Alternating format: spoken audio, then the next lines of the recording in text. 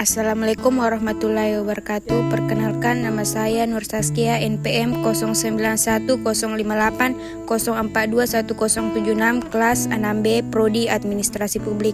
Pada video kali ini kita akan membahas mengenai perlindungan hukum dalam bidang perdata dan publik beserta contohnya. Perlindungan hukum merupakan upaya untuk menjamin hak dan kewajiban setiap orang agar terhindar dari pelanggaran oleh pihak lain. Perlindungan hukum ini terbagi menjadi dua jenis, yaitu perlindungan hukum dalam bidang perdata dan perlindungan hukum dalam bidang publik. Perlindungan hukum dalam bidang perdata. Perlindungan hukum dalam bidang perdata berkaitan dengan hubungan hukum antar individu atau badan hukum privat. Tujuannya adalah untuk menjaga hak dan kewajiban para pihak yang terlibat dalam suatu perjanjian atau hubungan hukum lainnya.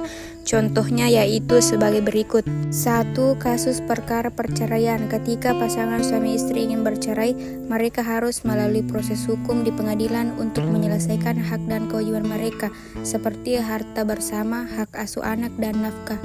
2. Kasus perkara hutang piutang. Ketika seseorang meminjam uang kepada orang lain dan tidak mengembalikannya, pemberi pinjaman dapat menggugat peminjam ke pengadilan untuk mendapatkan kembali uangnya. 3. Kasus perkara jual beli. Ketika terjadi sengketa dalam proses jual beli seperti barang yang tidak sesuai dengan yang dipesan atau penjual tidak mengirimkan barang yang dibeli, pembeli dapat menggugat penjual ke pengadilan untuk mendapatkan haknya. Perlindungan hukum dalam bidang publik.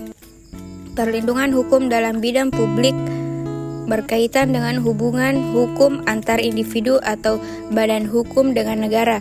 Tujuannya adalah untuk melindungi hak-hak asasi manusia dan memastikan keadilan dalam penyelenggaraan negara. Berikut ini contohnya. 1. Kasus pelanggaran HAM. Ketika aparat penegak hukum melakukan penyiksaan terhadap seorang tersangka, korban penyiksaan dapat mengajukan gugatan ke Komnas HAM atau pengadilan untuk mendapatkan keadilan. 2. Kasus perkara tata usaha negara. Ketika seseorang dirugikan oleh keputusan suatu badan tata usaha negara seperti penolakan izin usaha, mereka dapat mengajukan gugatan ke pengadilan tata usaha negara untuk membatalkan keputusan tersebut. 3. Kasus perkara lingkungan hidup. Ketika terjadi pencemaran lingkungan yang dilakukan oleh perusahaan, masyarakat dapat melaporkan perusahaan tersebut kepada pihak berwenang dan menuntut ganti rugi atas kerusakan lingkungan. Itulah materi yang sempat saya bawakan pada video kali ini. Kurang lebihnya mohon dimaafkan. Wassalamualaikum warahmatullahi wabarakatuh.